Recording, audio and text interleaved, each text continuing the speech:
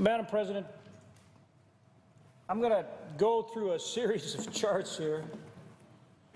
They're actually getting a little worn because I've used them now for a number of years. And I'm very hopeful that after today, or certainly after first part of the next year, that I can retire these charts. Because it's long past time to approve the Keystone XL pipeline. This is an effort that started in September of 2008. The TransCanada Company applied for the Keystone XL pipeline permit. They started this process in September of 2008. I wasn't in the Senate then. I was governor of North Dakota at that time. Worked on it for 2 years as governor, and now I've worked on it for almost 4 years here in the Senate, just not building the project, but trying to get approval for this project. And the irony is, one of the many ironies, is that the TransCanada Company actually built the Keystone pipeline. Now, a lot of people go, what? What do you mean? Thought that's what we're talking about. No, what we're talking about is the Keystone XL pipeline. The Keystone pipeline has already been built. In 2006, the company applied for a permit to build a pipeline from Hardisty, which is in Alberta, down to Patoka, Illinois, for the Keystone pipeline. They applied in 2006. They were granted a permit in 2008, and by 2010, they had the pipeline built and operating, bringing about 640,000 barrels a day down from Canada, going through my state of North Dakota, through South Dakota, through Nebraska, and over to Patoka, Illinois. Permitted it in 2 years, built it in 2 years, and 4 years from start to finish, all done. That's the Keystone pipeline. What we're talking about here now is the Keystone XL pipeline. It's a sister project. And the company has been trying for 6 years to get a permit. Here you see the route, very similar, but it also goes down to Cushing and to the Gulf of Mexico. It's just hard to believe 6 years in the making. And we've passed legislation to try to get a decision out of the administration. This is not only is this not the first pipeline, this is the Keystone XL pipeline, which after we've already built the Keystone pipeline, but this is not the first bill that we've had to approve it. And in fact, we've passed other bills to approve it. As a matter of fact, in 2011, I introduced a bill which we passed in 2012, attached to the payroll tax holiday, so the president wouldn't veto it. And what that bill said is that, Mr. President, you need to make a decision on the Keystone XL pipeline. If we're going to have an energy plan for this country, if we're going to make this country energy secure, energy independent, we've got to have the infrastructure to move that energy to market. We've got to have this vital infrastructure. So all that bill said in 2012 is, Mr. President, make a decision. It's been years in the permitting process. Make a decision. And he did. He turned it down. He turned it down because he didn't like the route in Nebraska. So what did we do? We went to work with the good people of Nebraska and set up a different route. We addressed the concerns that the president said he had. We rerouted the pipeline and we came back. Still no decision. Still no decision. Making it very clear that the president, and he won't turn down the project. I mean, you have to ask, well, why isn't he turning it down? Because it's about jobs and energy and economic growth. It's about energy security, therefore national security, and the American people overwhelmingly want this project, 60, 70% every time it's polled. That's why he doesn't want to turn it down, because the American people want it. But he won't approve it. So what's his strategy? His strategy is defeat through delay. Defeat through delay. Don't take my word for it. Actions speak louder than words. We are now in year 6 of the permitting process. So what does this bill do? What does this bill do? Senate Bill 2280. We have 56 sponsors on this bill. 56. It's a bipartisan bill. already have a majority of the Senate. Now we just need to get to 60. What does it do? Well, if the President won't make a decision, then Congress needs to. So what this bill does is that under the Constitution, under the Commerce Clause of the Constitution, Congress has the authority to oversee trade with foreign powers. We have the authority and the responsibility to oversee trade with foreign countries. So we have the authority to approve the cross-border approval for this pipeline. We have that authority under the Commerce Clause. So this bill simply says, all right, Congress approves the cross-border authority for this pipeline. That's it. The states still have their right to the route and the oversight in their respective states. We honor, we respect, and we protect that. We protect property rights. We're just saying, under the Commerce Clause of the Constitution, that you can bring this pipeline across the border just like the many other pipelines that have come across the border. And this pipeline will have the latest, greatest technology, and it will be part of the millions of miles of pipelines that we already have. Except this one will be newer with safety features that the other ones don't even have. So that's what this bill is about. That's what it's about.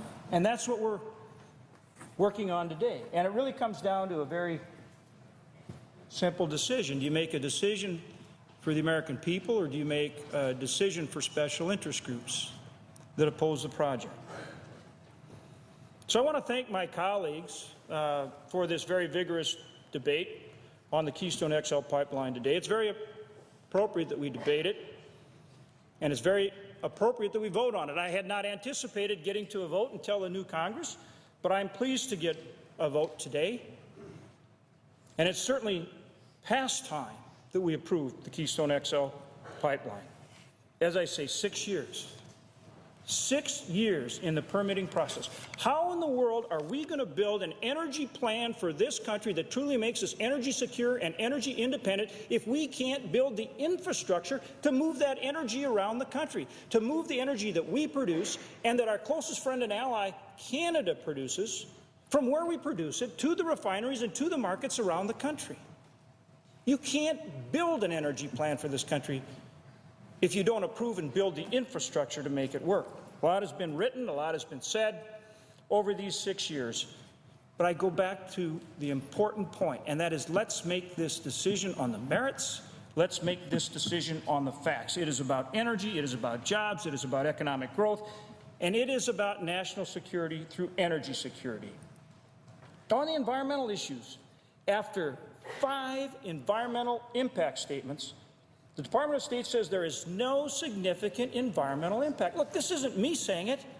Read the environmental impact statement. And it's not like we just did it once. It's not like we just did it twice or even 3 times. 5 of them. 5 environmental impacts. Think about it. Where's the common sense here? 5 environmental impact statements. Verdict, no significant environmental impact. On the jobs issues, the Department of State, again, in the environmental impact statement, says 42,000 jobs. Now, some say, well, 42,000 jobs, gee, those aren't good jobs. Those are construction jobs. Really? If they're not good jobs, why are all the major national unions strongly supporting the project? Ask them if these are good jobs. Furthermore, energy is a foundational industry. Low-cost, dependable energy helps all of the other industry sectors in our economy go and make us more competitive in a global economy. On the export issue, I think we've heard our president say, oh, it's just all going to be export. Well, that's interesting, because his Department of Energy says otherwise.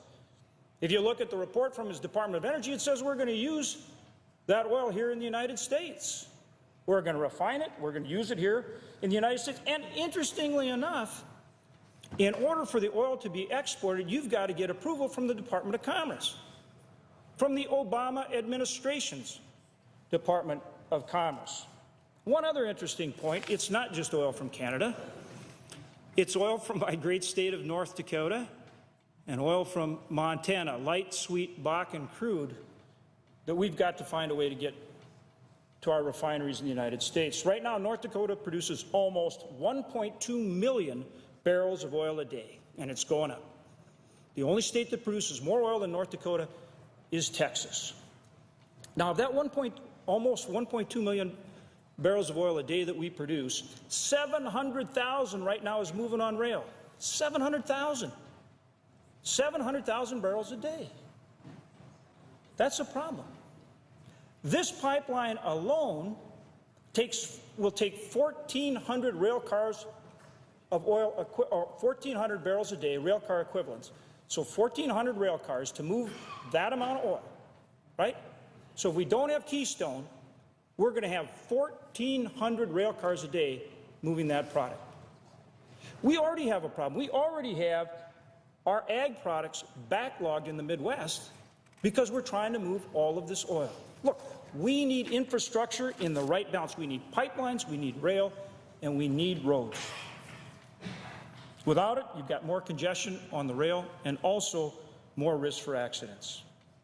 For all these reasons and more, as I said just a minute ago, the American people have spoken clearly. They've said that it is time to approve the Keystone XL pipeline, and I hope that today that's exactly what we do. So we're here now, and we'd agreed to have a vote at 5:45, and I know that my colleagues from Louisiana and from Madam President, I think I have two minutes remaining to start the final portion of the debate prior to the vote. So without objection? Without objection.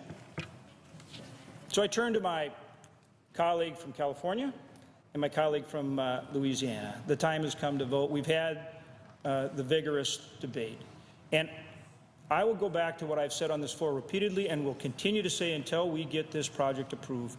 This is about what the American people want. We work for the American people. So I've gone through the merits. I've gone through the arguments. I've laid out how the bill works. I've talked about the history. But at the end of the day, this is about our job representing the people of this great country and listening to them and doing what they want us to do. And the American people overwhelmingly support this project and want it approved. And so I ask for an affirmative vote today to approve the Keystone XL pipeline. Madam President, I yield the floor. Thank you. Senator from Louisiana. Yeah. I just want to ask the senator yield so that I could personally thank him for his leadership. It's been a pleasure working with him to build the Keystone pipeline. He and I have worked together now for several years. We have negotiated every step of the way, when to introduce our bill, what the bill should say, and I just wanted to personally thank you for your leadership. And I've been pleased to work with you on it as an individual member of this body, as well as the chair of the Energy Committee, and I look forward to working with you on many projects in the years to come. Let me close by saying a couple of points. One, first of all, I want to put a statement from the mayor of Port Arthur. Dolores Bobby Prince is strongly in favor of Keystone. I know the senator thought there was some hesitation on the mayor. She says, our unemployment is very high. She represents the city. Keystone, we have an unemployment rate of 15%, a poverty rate of 25%.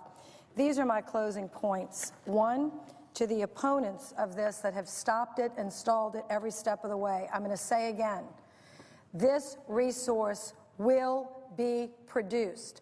Nothing that we do on this floor, what they do in the House, or what the President of the United States does will stop this resource from being produced. Two, this product will move to these refineries. It's going to move by rail, or it's going to move by car, or it's going to move by barge, and the studies are done, signed, sealed, and delivered. It is less efficient. It is more dangerous to the environment, and we should use a pipeline that is state-of-the-art. Number three, these heavy oils will not be exported. This is for energy to Florida, which doesn't produce an awful lot. This is energy to California. They do a great job of conservation. I'll give it to them. Not a great job of production. We actually do very well at both in Louisiana. This is for Americans, for American jobs, to build an American middle class. And it will create 40,000 immediate jobs. If the people of this Congress have not noticed, there's some long unemployment lines in some parts of this country. The people at the very top might be doing really well, But the people in rural America, the people in small-town America, the people that don't have $1 million in their 401k plans could use a job.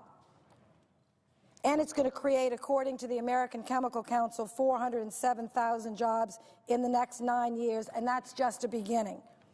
And finally, let us do more than send a message. Let us do more than talk. By our actions, send hope to the middle class. I want to conclude by thanking Senator Mark Begich, who will no longer be with us, Senator Donnelly, Senator Hagan, who will no longer be with us, Senator Heitkamp, Senator Manchin, Senator McCaskill, Senator Pryor, who will no longer be in our next Congress, Senator Tester, Senator Walsh, Senator Warner, Senator Carper, Senator Casey, and Senator Bennett for their great, great leadership.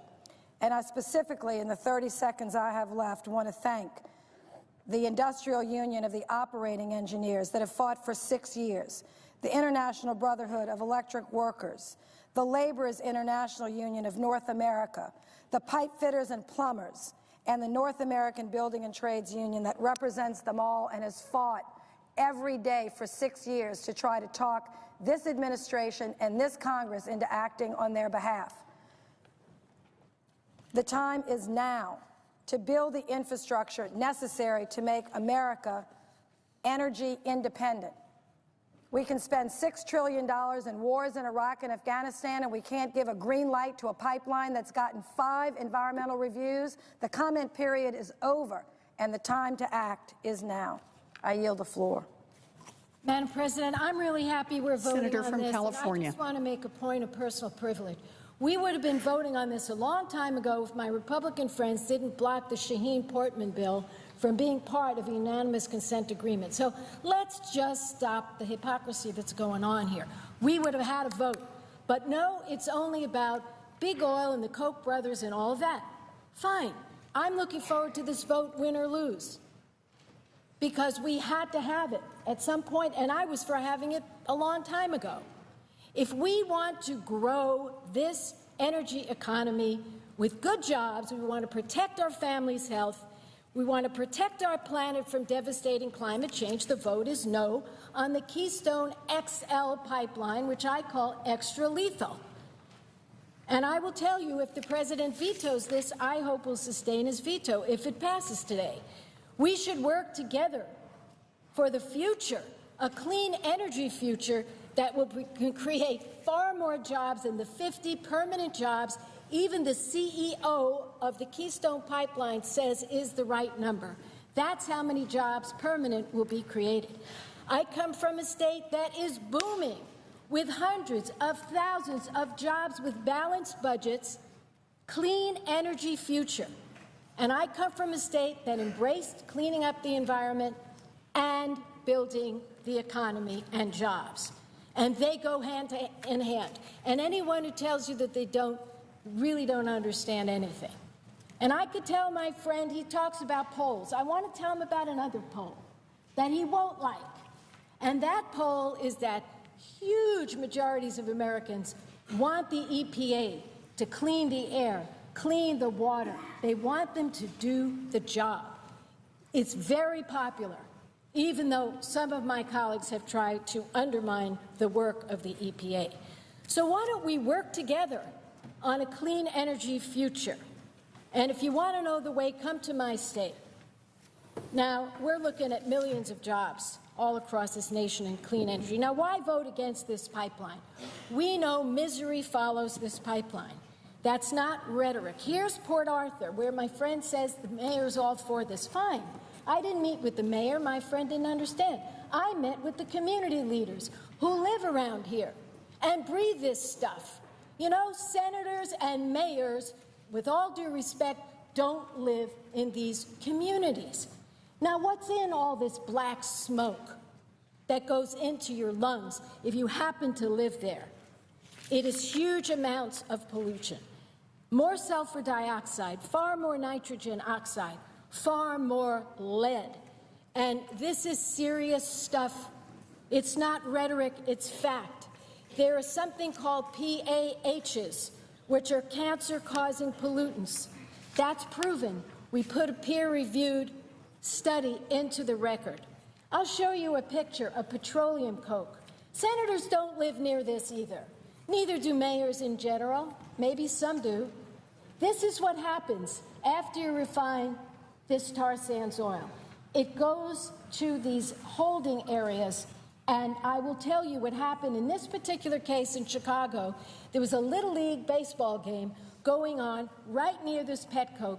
The wind came up, the petcoke blew around, and this is a direct quote from the newspaper. Quote, "Kids that were playing ball just had to get the heck out of there because all this stuff was going into their eyes and their mouth." For what? 50 jobs? 50 jobs and a lot of profit in the pocket of the people who own the tar sands? Oh, honestly, what is in the national interest? I will just close with this. I would ask for 30 seconds additional. Without objection. I want to show you a picture of a little girl, and she has on over her face an oxygen mask. And I am telling you, Madam President, as sure as I'm standing here, when the nurses stood with me and the public health doctors stood with me, and they said, you know what, let's be very careful here because this pipeline is going to unleash 45% more of the dirtiest, filthiest oil, and that's why I call it the Keystone Extra Lethal Pipeline. And I hope we won't vote it up today. I hope we'll vote it down. I hope the President will veto it if it passes. And I will be on my feet because I came here to protect people like this. Thank you, and I yield the floor. Any senator wishing to vote or wishing to change a vote? If not, on this vote, the yeas are 59, the nays are 41. The 60-vote threshold having not been achieved, the bill is not passed.